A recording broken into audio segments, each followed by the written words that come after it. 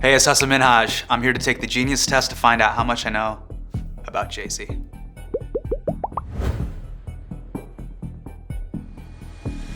I'm a big fan of hip hop and basketball, right? So as a child of immigrants, I feel like, especially Indian kids, hip hop and basketball are the two things that we just are obsessed with. I don't know what it is. I think it's just like we vicariously like being obsessed with things we can never accomplish or do. I started listening to Jay-Z in 1998. So Volume 2, Hard Knock Life, that was my entry point. So 8th grade, it was my third album that I had bought. My first two were Boyz II Men, and my second was LL Cool J All World. Third, I was like, here we go, Hard Knock Life. My favorite Jay-Z song of all time would have to be Public Service Announcement. That's a great song. Public Service Announcement is probably the best intro song ever. All right, favorite Jay-Z album, I think there's a holy trinity. You got Reasonable Doubt, you have Black Album, and you have Blueprint. I think it's those three. Those are your three, and it makes up the Rock Diamond. It's your sort of trinity of Jehovah's Witness right there.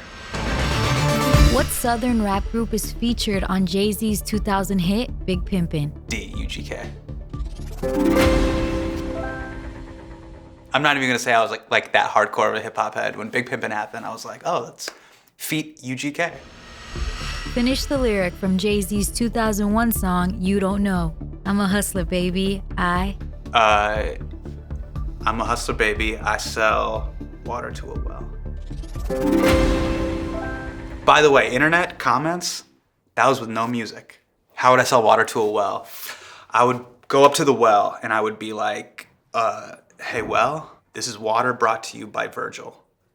And the well would be like, oh shit, I need that off-white H2O.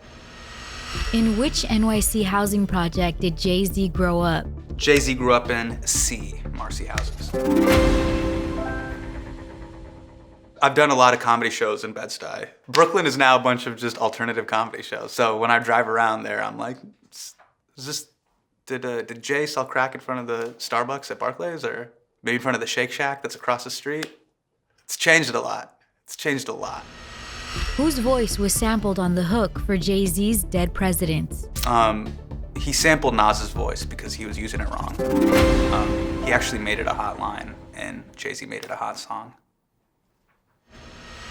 In 2006, Jay-Z came out of his short-lived retirement with what album? You don't even need to go through it. In 2006, Jay-Z came back with Kingdom Come, and it was an average album at best. Let's keep going. What Dr. Dre song did Jay-Z write the lyrics for? I'm gonna get this wrong. All right, I knew that Jay-Z wrote on Chronic 2001. So we have Still DRE, we have Forgot About Dre. Forgot About Dre is with Eminem. I don't know if Eminem wrote those lyrics. You know what? I'm gonna use just my process of elimination skills here. Still DRE. I'm so proud of myself, you have no idea. And what's crazy about Still DRE is like, it's a very West Coast record. And for Jay-Z, a New York guy, to be like, yeah, I can talk about that. Who would I choose to ghostwrite my album? So I would just take I would use the Mount Rushmore of hip hop. I would take Eminem because of his lyricism.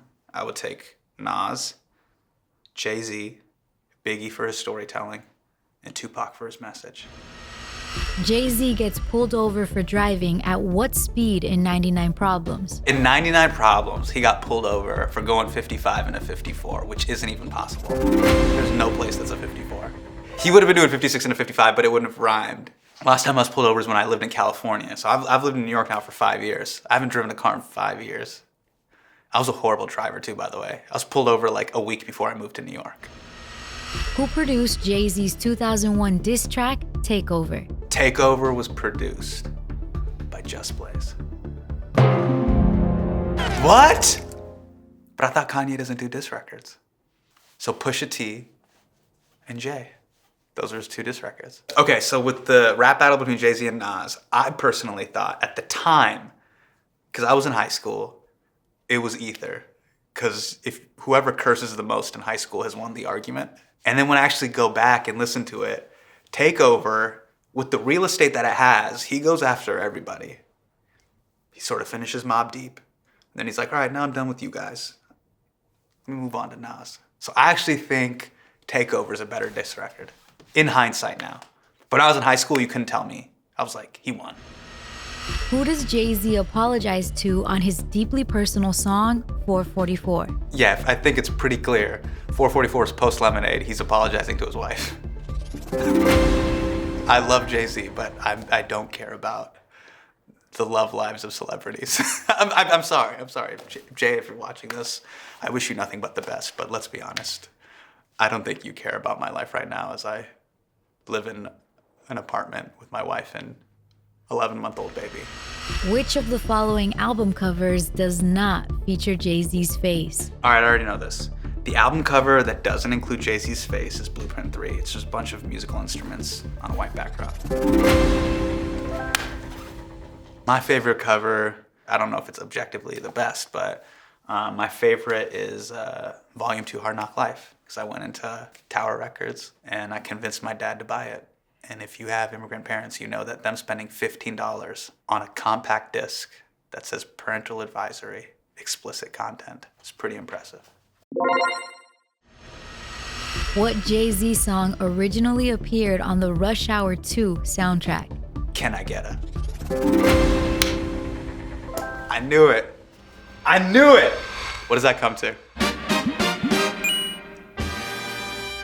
At Philly Freeway, 10 for 10.